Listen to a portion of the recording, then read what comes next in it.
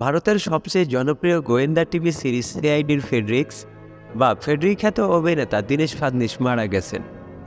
সোমবার দিবাগত রাত 12টায় মুম্বাইয়ের একটি হাসপাতালে চিকিৎসাধীন অবস্থায় শেষ নিঃশ্বাস ত্যাগ করেন তিনি। তার বয়স হয়েছিল 57 বছর। হিন্দুস্তান টাইমস জানিয়েছে, দিন কয়েক আগে অসুস্থ হয়ে মুম্বাইয়ের তোঙ্গা হাসপাতালে ভর্তি হন ফেডরিক। তারপর থেকে তাকে ভেন্টিলেটর সাপোর্টে রাখা হয়েছিল। পরে তার শারীরিক অবস্থা আরও অবনতি হয় এবং চিকিৎসাধীন অবস্থায় মারা যান তিনি।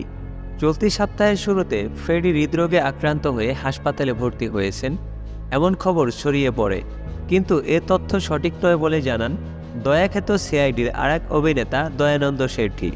দয়ানন্দ জানান, এটি হার্ট অ্যাটাক নয়, তার লিভার ক্ষতিগ্রস্ত হয়েছে। গত 2 দিন তার শারীরিক অবস্থা অনেক বেশি আশঙ্কাজনক ছিল, তবে এখনও তার শারীরিক অবস্থার বিশেষ কোনো পরিবর্তন হয়নি, যার কারণে দ্রুত তাকে তুঙ্গা হাসপাতালে ভর্তি করানো হয়। তিনি আরও বলেন, মূলত ওষুধের প্রক্রিয়ায় অসুস্থ হয়ে পড়েছিলেন ফ্রেডি। ফ্রেডির অন্য রোগের চিকিৎসা চলছিল, যেসব ওষুধের প্রতিক্রিয়ায় ফ্রেডির লিভার ক্ষতিগ্রস্ত হয়। ফ্রেডির মৃত্যুর খবর নিশ্চিত করে দয়ানন্দ বলেন, তিনি আর নেই। সোমবার রাত 12:08 নাগাদ মৃত্যু হয়েছে তার। আমি তার বাড়িতে আছি। আজ তার শেষকৃত্য হবে দৌলতনগর শ্মশানে। সিআইডির প্রায় সবাই উপস্থিত আছেন এখানে। 1997 সালে প্রচার শুরু হয় সিআইডির। 1998 সাল থেকে 2018 সাল পর্যন্ত এ সিরিয়ালের ইন্সপেক্টর ফেডরিক্স বা ফ্রেডি চরিত্র অভিনয় করেন দীনেশ ফাদনিস।